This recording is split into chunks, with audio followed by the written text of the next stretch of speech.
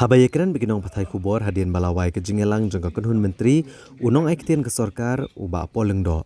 Ulong ba ke sorkar jelak le Mynjur ban pentri kamno ya ke skim Kynhun Die Madan ka Meghalaya Street Vendors Protection of Livelihood and Regulation of Street Vending Scheme arhajar arpulai.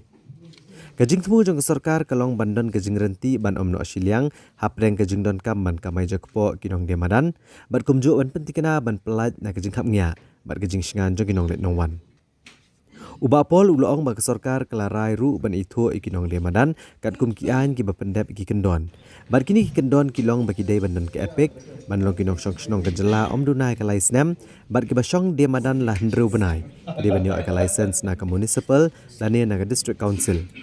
Bar kini ki kendon na Mynjur hadian balayo ki jing ajing mud na ki Kynhun seng balang ki dor bar shnong ka KHEDC ban na ke seng kinong Die Madan. Unong ai kitian ka sorkar jela uba poleng do. Uloong bagi nong Die Madan ken haban apply leng ba ke form ka balapan kret ke sorkar ban itu iki kum kinong Die Madan.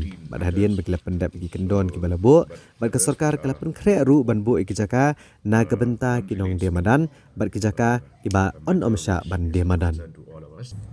Intention of the government is that we strike a balance between the need of providing livelihood to street vendors and the need to also ensure that other equally important issues like law and order, decongestion, and safety to pedestrians, and the fact that, as we observed in the recent fire incident, how street hawkers were a major cause of the delay in the intervention by the fire services in containing the inferno at Kynhun. So today, the scheme was approved, and the salient features of this scheme I can share with you. But broadly, it speaks of town vending committees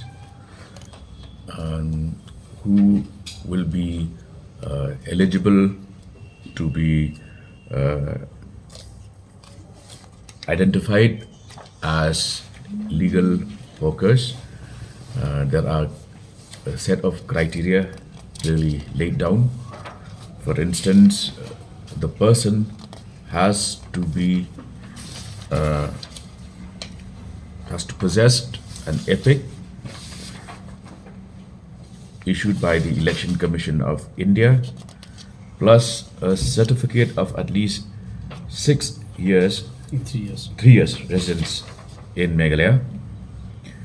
The vendor should have been vending in a particular spot for a minimum of 6 months, and 3, he possesses a valid trade license in areas that are outside of the 3 normal areas under the control of the Shillong Municipal Board.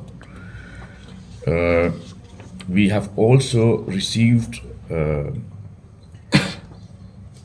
number of suggestions from various stakeholders, including the KHADC, KSU, Sanjog Kirangba Shnong, Hawkers Associations, and today, after very detailed discussions, we have been able to finalize this scheme, and what we will now do next is to immediately take up an inventarization. We will start with the survey of the street vendors and process the applications of these vendors based on the broad framework which I have spelled out. Then we will also be taking up this special planning in order to decide which are vending and which are no vending zones. And The government would also strive to provide dedicated vending zones and market spaces to the street vendors. Now that we are seized of the enormity of the problem, we are determined to, as I said, have a fine balancing between somebody's need for livelihood and others' need for safety and free movement and not causing inconvenience to pedestrians or motorists, which is why this scheme has been envisaged and approved by the cabinet today. The requirement for a trade license would mean that it is applicable in areas outside the control of the municipal boards. As of today, this is an unregulated trade, right? Where you don't even know the exact number of persons involved in that trade. Whether we would know whether that person who avails a license would today sit in Lamkra and tomorrow shift to Polo. So how do you regulate unless you have this scheme in mind, in place? So, which is why today we have approved this scheme in order to be able to regulate vending, and it is only when we do that that any authority can, issue licenses. And for instance, there is a role for the Dorbar Shnongs.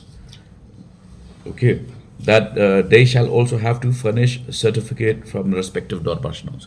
Now, unless you have a scheme in place, how does the Darbar issue a certificate for somebody who keeps moving from one locality to the other?